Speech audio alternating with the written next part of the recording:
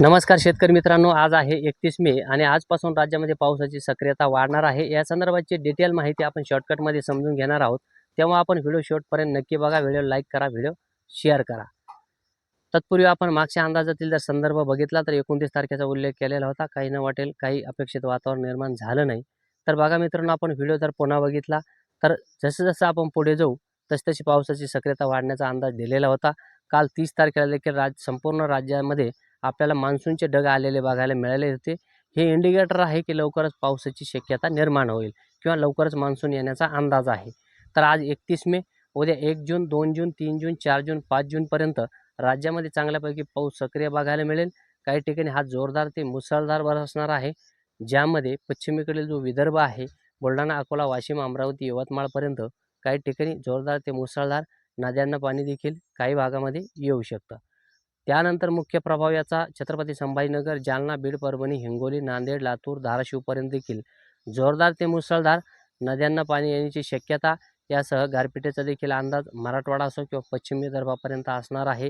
त्यानंतर उत्तर महाराष्ट्राकडे देखील धुळे, नंदुरबार, नाशिक, जळगाव, त्यानंतर अहिल्यानगर येथे देखील आपल्याला जोरदार ते मुसळधार पाऊस आणि गारपिटीची देखील शक्यता असणार आहे, कारण की गारपिटीसाठी वातावरण या ठिकाणी पोषक बनत आहे। त्यानंतर दक्षिण मध्य महाराष्ट्रामध्ये देखील चांगल्यापैकी पावसाचा अंदाज आहे आणि जेव्हा हा पाऊस आपल्याला 31 मेपासून ते 5 जूनपर्यंत बघायला मिळेल, त्यानंतर राज्यामध्ये पावसाचा जोर कमी होईल आणि उन्हाचा चटका देखील या ठिकाणी वाढण्याची दाट शक्यता आहे। तर अशा प्रकारचा एकंदरीत हा पाऊस 5 जूनपर्यंत चालेल, तिथून पुढे उन्हाचा चटका वाढणार आहे। यासोबत तुमच्याकडे जर वेळ असेल तर 1-1.5 मिनिटं जर डिटेल माहिती बघितली आपण, तर बघा मित्रांनो, जेव्हा मान्सून माघारी फिरतो तर असा नाही की अचानक मान्सून लगेच निघून जातो आणि लगेच ताबडतोब पाठीमागे हिवाळ्याला सुरुवात होते। हळूहळू मान्सून माघारी जातो, थंडीला देखील हळूहळू सुरुवात होते। दिवस मावळल्यानंतर हलका गारवा जाणवतो, सकाळी सकाळी हलकी थंडी जाणवते, काही दिवसानंतर पॅचेसमध्ये थंडी जाणवायला सुरुवात होते, नंतर काही दिवसानंतर पूर्ण फ्लोनं देशामध्ये राज्यामध्ये थंडी जाणवते। तसंच मान्सूनचं देखील आहे, असं नाही की मान्सून आला आणि लगेच सगळीकडेच मान्सूनचे ढग पोहोचतात किंवा लगेच सगळीकडे पाऊस होतो।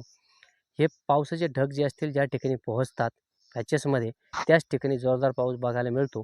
त्याप्रमाणे हे जे ढग असतील तर पॅचेसमध्ये येण्याचा अंदाज आहे पश्चिम विदर्भ, मराठवाडा, उत्तर महाराष्ट्र, दक्षिण मध्य महाराष्ट्र या भागामध्ये। याच्या व्यतिरिक्त देखील मान्सूनचे ढग देशात किंवा राज्यात पोहोचतील किंवा विदर्भाच्या पूर्वेकडच्या भागामध्ये पोहोचतील, परंतु तितक्या प्रमाणामध्ये ढगांची दाटी होणार नाही। त्यामुळे मराठवाडा, उत्तर महाराष्ट्र, पश्चिम विदर्भामध्ये ढगांची दाटी झाल्यामुळे काही ठिकाणी जोरदार ते मुसळधार वावणी पाऊस आपल्याला या ठिकाणी बघायला मिळणार आहे। जेव्हा हा पाऊस उघडेल त्यानंतर राज्यामध्ये उन्हाचा चटका वाढणार आहे। त्यामुळे शेतकरी बांधवांनी पेरणीचा निर्णय घेताना थोडीशी जमीन शांत झाल्यानंतर किंवा गार झाल्यानंतर किंवा मान्सून पूर्णपणे रिदममध्ये फ्लोमध्ये आल्यानंतरच निर्णय घ्या, जेणेकरून पेरणी करून पीक वाळायला नको। त्यासोबत ज्या शेतकरी बांधवांकडे पाणी आहे त्यांना लागवडी करायची आहे। तर उन्हाचा चटका जर भविष्यात राहणार असेल तर आपण पेरणीचा लागवडीचा निर्णय घेणं चुकीचं आहे, कारण की पाणी भरून भरून तुम्ही कितीक दिवस भरणार आहात।